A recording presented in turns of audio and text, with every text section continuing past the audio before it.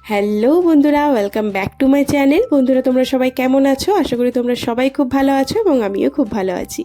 তো আজকে আমি তোমাদের সঙ্গে শেয়ার করতে চলে এসেছি দারুণ স্বাদের চিজ অমলেট রেসিপি। তো অবশ্যই তোমরা যদি তোমাদের ব্রেকফাস্টে এরকম একটা রেসিপি রেখে দাও তো অবশ্যই সারা দিনটা খুবই ভালো যাবে। তো এরকম একটা রেসিপি তোমরা অবশ্যই ট্রাই করো, আশা করছি তোমাদের খুবই ভালো লাগবে। তো দেখো এই রেসিপিটা আমি কিভাবে বানিয়ে ফেলেছি, চলো শুরু করি। এখানে দেখতে পাচ্ছ প্রথমে এখানে আমি একটা আলু খুব সুন্দর করে গ্রেট করে নিয়েছি, গ্রেট করে এটাকে ধুয়ে নিয়েছি দেখতে পাচ্ছ। এর মধ্যে আমি অ্যাড করছি ধনেপাতা কুচি এবং অ্যাড করব এখানে আমি কাঁচা লঙ্কা কুচি দিয়ে এটাকে আমি একটু মাখিয়ে নেব।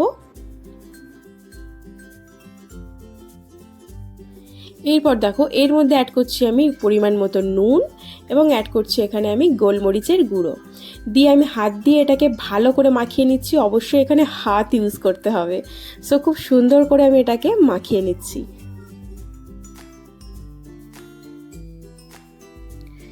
দেন দেখো এর মধ্যে আমি অ্যাড করব দুটো ডিম।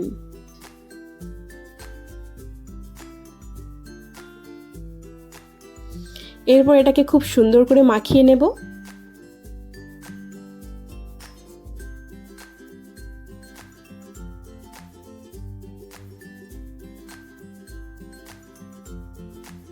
চলো খুব সুন্দর করে মাখিয়ে নিয়েছি।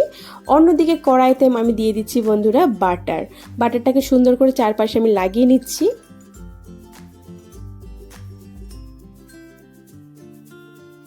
চলো এরপর আমি অ্যাড করছি এখানে মাখিয়ে রাখা ডিম। আঁচটা অবশ্যই বন্ধুরা মিডিয়াম টু লো ফ্লেমে রাখতে হবে। এরপর আমি এর মধ্যে অ্যাড করছি চিজ কিউব, এটাকে আমি সুন্দর করে গ্রেট করে দেব।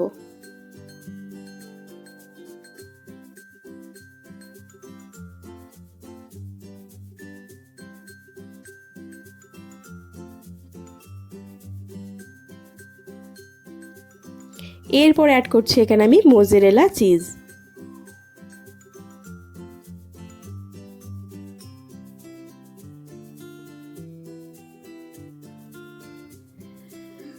চলো এরপর আমি এটাকে 2 মিনিটের জন্য চাপা দিয়ে রেখে দেব।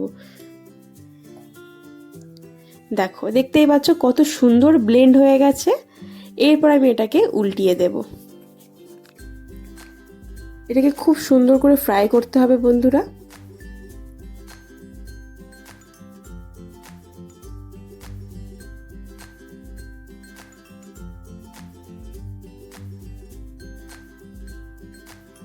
তো অবশ্যই বন্ধুরা তোমরা এই রেসিপিটা বাড়িতে ট্রাই করো এবং আমাকে জানিও কমেন্টে তোমাদের কেমন লেগেছে।